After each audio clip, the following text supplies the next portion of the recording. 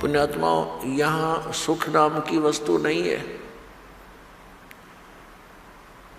और जिस सुख को हम यहाँ खोज रहे हैं उसका कितना नामो निशान नहीं। जिस कारण से अंत में ऋषि महर्षियों ने केवल सिद्धियों का सहारा लिया, एक दूसरे पर प्रभु बनकर, एक दूसरे से अधिक चमत्कारी बनकर वो यहाँ अपना भक्ति नाश करते रहे और जनता को अपने पीछे लगाकर उनका भी जीवन नाश कर गए। परमात्मा आते हैं, यथार्थ ज्ञान हमें बताते, लेकिन हम उसको स्वीकार नहीं करते। क्यों नहीं करते? क्योंकि हम शिक्षित नहीं थे। और जो व्यक्ति परमात्मा के मार्ग के मास्टर समझे जाते थे, ऋषि, गुरु, मंडलेश्वर, आचार्य, शंकराचार्य, वो भक्ति से अपरिचित थे, शास्त्रों से अपरिचित थे, अपनी मनमुखी साधनाएं हमें बताते रहे और हम उनको एक पहुंचे हुए महापुरुष, परम धनी मानकर हम निरसंशय होकर के उनके प्रत्येक वचन का पालन करते रहे। उन्होंने हमें कुछ भी ज्ञान दिया स्वीकार्य किया, क्योंकि हमें पता नहीं था और हम उनको एक विद्वान पुरुष मानते थे। जैसे कोई रोगी डॉक्टर के पास जाता है और उस डॉक्टर ने बहुत बड़ा बोर्ड लगा रखा है,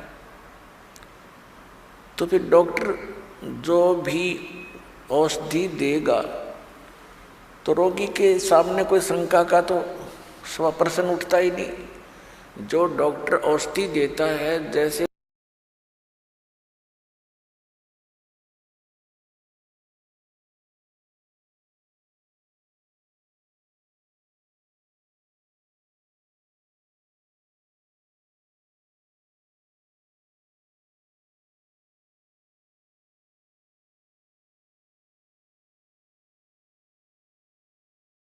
उसके खाने की विधि बताता है, तो रोगी को तो खाना ही होता है।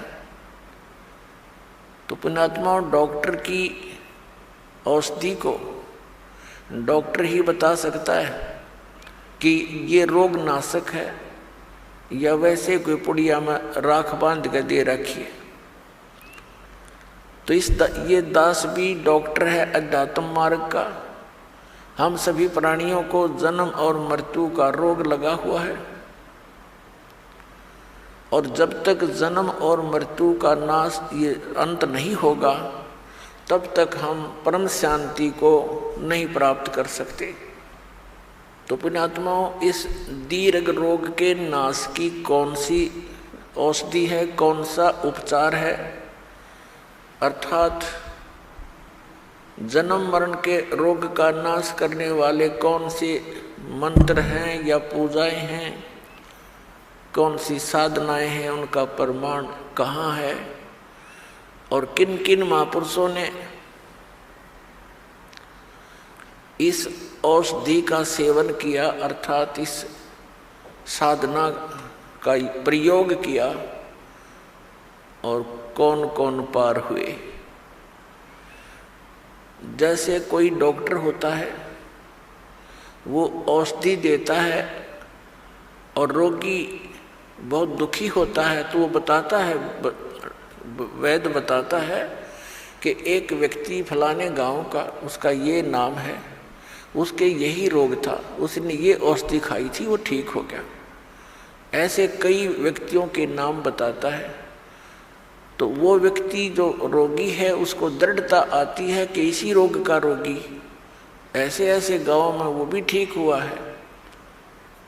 तो फिर हम उसको हौसला बढ़ता है, वो दृढ़ होता है उस औषधि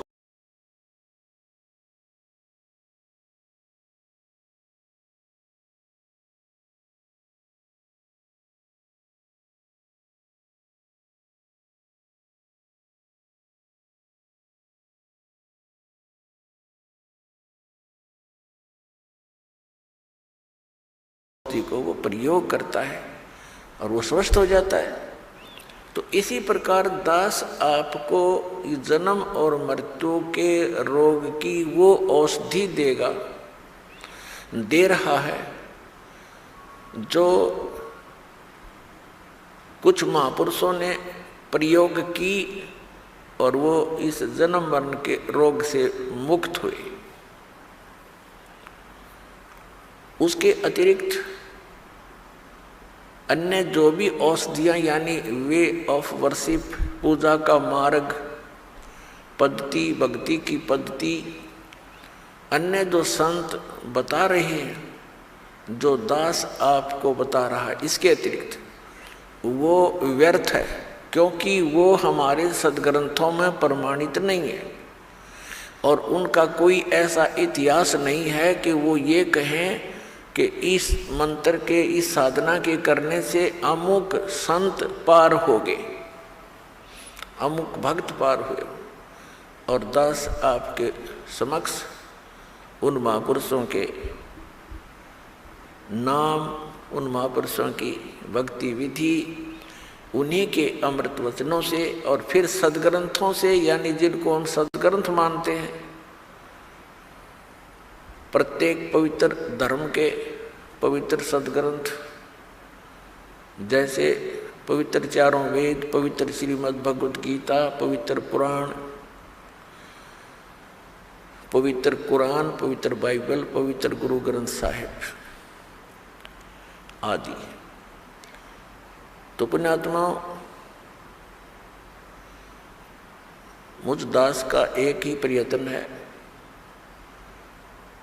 कि जनता आज शिक्षित है, श्रद्धालु सब अक्षर ज्ञान युक्त है, हमारे सदग्रंथ हमारे पास उपलब्ध हैं और हम आसानी से निर्णय कर सकते हैं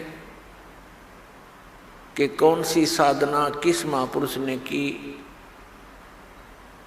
जिससे उसका मोक्ष हुआ। ये दास आपके रूबरू करेगा, आप बहुत आसानी से समझ